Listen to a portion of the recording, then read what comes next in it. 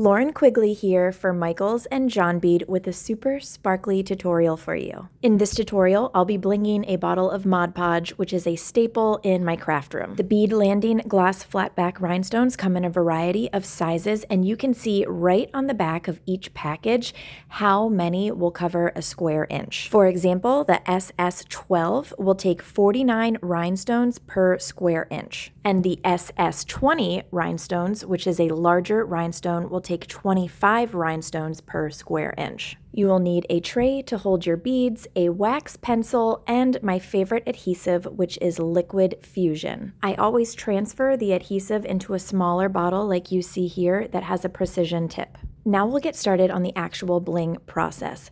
Whenever I'm blinging something, I like to start by outlining the areas that I'm going to be doing. I'm starting by outlining the Mod Podge logo with the crystal SS12 rhinestones. This part is very basic and simple. You're just going to put down your adhesive and then use your wax pencil to pick up and place each rhinestone, making sure that you are putting them perfectly straight on that line. Once I'm done with that, I'm going to go with the orange SS12 rhinestones.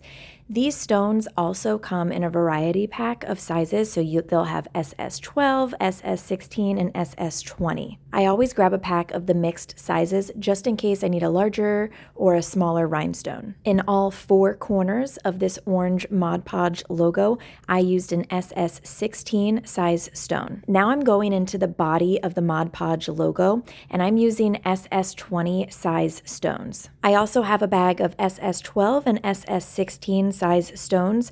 For later, you will see what I use those for. I love doing a honeycomb pattern, and basically what that is, you create a straight row, and then the row on top of that, each stone will be snuggled nice in between every single stone. I want the honeycomb pattern to look really nice and straight with the SS20s on the majority of this bottle. So I'm doing 2 rows at the very top, and then I'm going to do all of the rest of the bottom, leaving the sides open.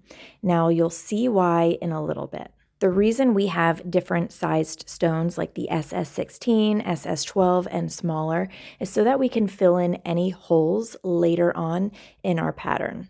Around the logo, I want my line of blue stones to be nice and crispy and straight, so I'm going to outline the logo with my blue SS20 stones. Now you will see that when I do it this way, the stones are not going to entirely line up with the honeycomb pattern, but that's okay. We're going to outline the logo first, and then later we'll go in with the smaller size stones and fill in any of those holes. You'll see. I promise you, it will all come together. So after you outline your main areas, so for this, it's the logo, we're going to start by making our honeycomb pattern on the bottom main portion. You want to fill in the larger areas first with whatever type of pattern you're doing, whether that's scatter, honeycomb, a straight pattern. I just love the way the honeycomb pattern looks. So you can see I was able to fill in that whole bottom portion doing the honeycomb pattern. Now on the sides, I'm still doing the honeycomb pattern, but then you'll see that there are some places where these little holes, we are going to fill those in with an SS12. That is your smaller sized stone. When you do it this way and look at the finished product, you won't even notice those smaller stones. It'll just look like there's the honeycomb pattern over the whole entire jar. Now that one side is completed, I'm going to do the same exact fill that I did on this side, and with a little bit of movie magic, ta-da, there she is in all of her blinged glory. The Bead Landing glass flatback rhinestones are so shiny and perfect. For any questions, you can find me, Lauren Quigley Creations, across all platforms. As always, stay creative and happy crafting.